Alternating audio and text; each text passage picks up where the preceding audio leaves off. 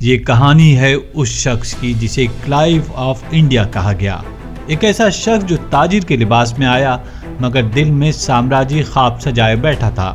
اس نے ایک نواب کو شکست دی، ایک قوم کو غلام بنایا اور دولت کے انبار سمیٹے، لیکن آخرکار اس شخص نے اپنے ہی لالچ کے بوجھ تلے موت کو گلے لگا لیا۔ سن 1756 میں نواب سراج الدولہ صرف 20 سال کی عمر میں بنگال کے تخت پر بیٹھا۔ وہ جوان، نڈر اور اپنی سرزمین کا محافظ تھا، لیکن اس کے سامنے لارڈ رابرٹ کلائیو تھا جو ایسٹ انڈیا کمپنی کا افسر تھا۔ 23 جون 1757 پلاسی کے میدان میں سراج الدولہ اپنی فوج کے ساتھ ڈٹا ہوا تھا، لیکن میر جعفر، جس پر نواب نے بھروسہ کیا، انگریزوں سے پہلے ہی ساز باز کر چکا تھا۔ اس کی فوج خاموش تماشائی بنی کھڑی رہی۔ یہ غداری تھی جس نے قوم کو غلامی کی زنجیروں میں جکڑ دیا۔ جنگ کے بعد لارڈ کلائیو نے بنگال کے خزانے پر ہاتھ ڈالا، سونا، چاندی، جواہرات سب لندن روانہ کیے۔ اس نے خود کہا کہ اس نے اتنی دولت دیکھی جتنی یورپ کے بادشاہوں نے بھی نہ دیکھی ہوگی۔ یہ دولت صرف کلائیو کے خاندان کو نہیں ملی بلکہ انگلینڈ کے اداروں کو بھی۔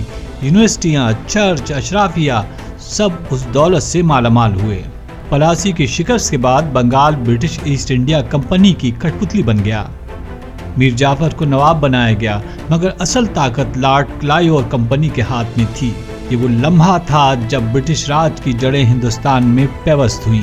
کلائیو اور کمپنی نے صرف دولت نہیں لوٹی بلکہ عوام کو بھوک اور غربت میں دھکیل دیا۔ چند سال بعد ایک بڑے قحط نے لاکھوں جانیں لے لی۔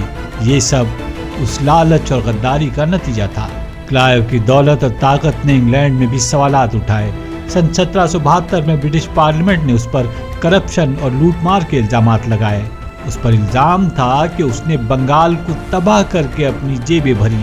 پارلیمنٹ نے اسے بہت زیادہ دولت لینے کا قصوروار تو کہا، مگر ساتھ ہی یہ بھی کہا کہ اس نے برٹش سلطنت کو وسعت دی۔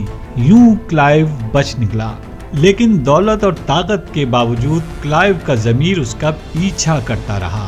بنگال کے قحط، لاکھوں اموات اور اس کی لوٹ مار کی داستانیں اس کے ذہن میں گونجتی رہیں۔ 22 نومبر سن 1774 کو لندن میں صرف 49 سال کی عمر میں لارڈ کلائیو نے اپنی جان لے لی۔ یہ موت اس کی لالچ اور گناہوں کا انجام تھی۔ لارڈ کلائیو کی کہانی ہمیں یہ سبق دیتی ہے کہ لالچ اور غداری قوموں کو غلام بنا دیتی ہے۔